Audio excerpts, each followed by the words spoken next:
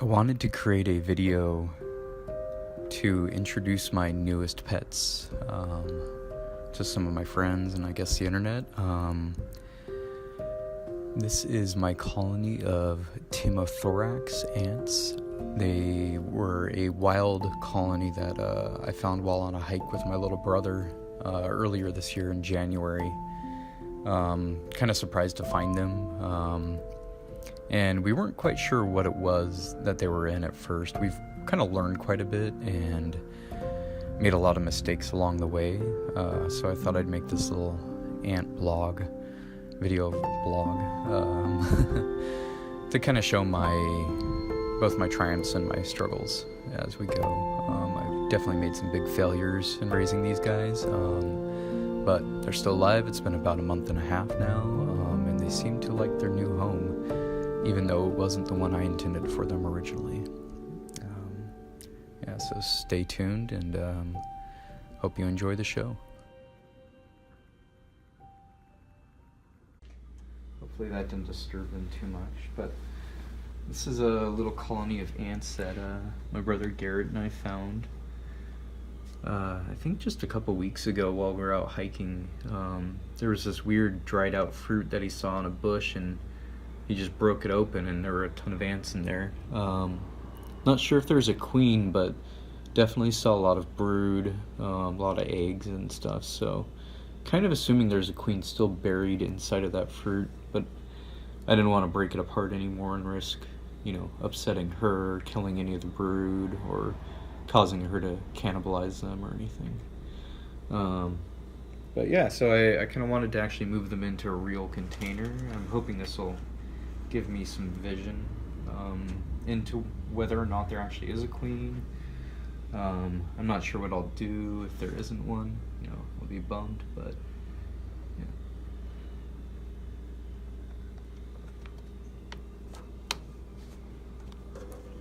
Alright, I'll just connect these two containers up.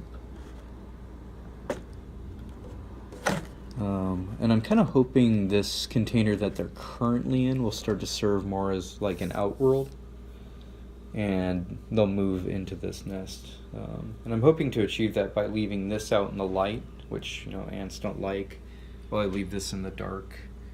And then also another thing that I did, since they seem very small, I wanted to give them the opportunity to kind of grow into their space. So I made this area accessible so they can get to their food source, their sugar water, and then kind of left it up to them. Like, they can get through to this area, but it's really easy for them to close off to if they need more, more seclusion, if they start to feel threatened. And yeah, I'm kind of excited to see them dig around too. I left them enough space that they can redistribute the dirt and kind of do whatever they want with it. Good. I mean, you can There's get so many of insanely close, so like. Yeah, I think that might be where the queen is inside there. Just because that's sort of the area that they tend to swarm the most. Mm-hmm. And it was kind of like this central part of the fruit as well. And I'm not quite sure like what they did with all the brood and stuff, because I mean, we were really good about, grabbing up everything. Like, we didn't drop any ants or anything, so they must be hiding the brood somewhere in there. Mm-hmm. They're cute. Yeah, it's interesting too, because there were... Man, look at these voracious little guys. They're just going to town on these mealworms here.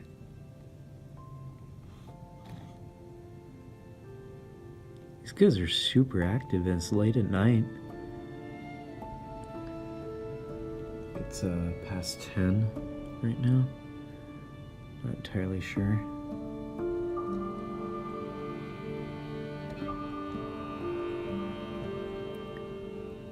It looks like they really, really like these mealworms.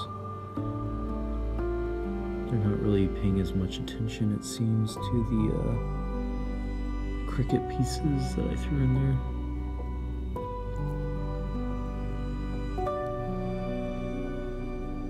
These guys aren't moving around much though.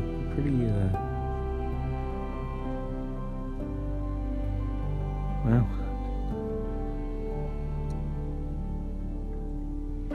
Maybe it's just because it's cold, their metabolisms are shut down, or it's almost like they're dead.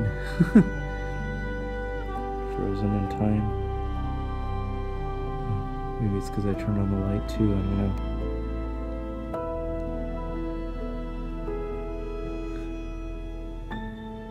Alright, I'm gonna leave them alone. Good night, my ants.